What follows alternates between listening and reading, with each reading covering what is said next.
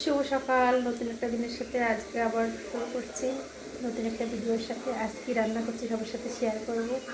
চল।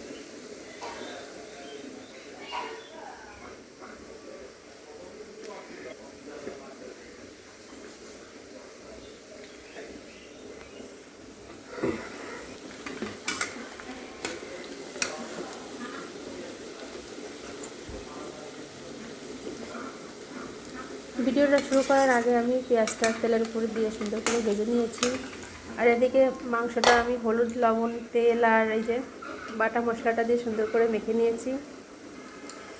পেঁয়াজটা ভালো করে ভাজা ভাজা হয়ে গেলে আমি বাটা মশলাটা সুন্দর করে কষিয়ে নেব, মানে লাল লাল করে কষিয়ে নেব, মানে কাঁচা যে গন্ধটা পুরো চলে যাবে। তারপর আমি চিকেনটা দিয়ে সুন্দর করে কষাবো। বাটা মশলাটা আমি দিয়ে দিয়েছি, এবার সুন্দর করে কষিয়ে নেব।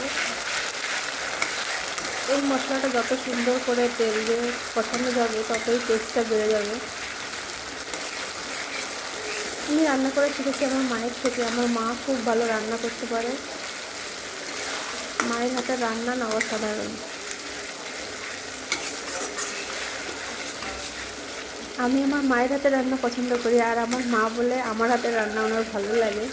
অ্যাকচুয়ালি যে রান্না করে সে খেতে ভালোবাসে না, অন্য কারো রান্না খুব ভালো লাগে। আর এই যে রসুনগুলো যদি তেলের উপর দিয়ে দেওয়া হয় তাহলে রসুনগুলোর টেস্ট বেড়ে যায়।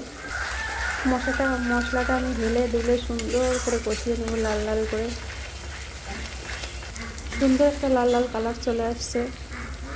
এবার আমি চিকেনটা দিয়ে দেবো।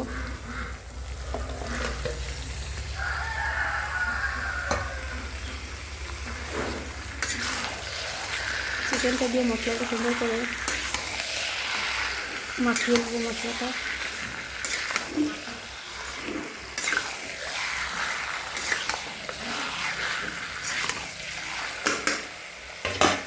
এবার হচ্ছে আসল টিপস। এই যে চাপা দিলাম, এই চাপা দিয়ে দিয়ে দিয়ে দিয়ে সুন্দর করে কষিয়ে সেদ্ধ করে হালকা একটু ঝোল দিয়ে নামিয়ে নেব। এইভাবে নেড়ে চেড়ে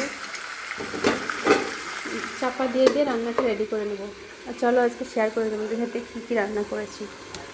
এদিকে রান্না করেছি ডাল, এটা মুগ ডাল। আমি একটু মুগ ডাল পেঁয়াজ রসুন টমেটো দিয়ে রান্না করতে ভালোবাসি, খেতেও ভালো লাগে।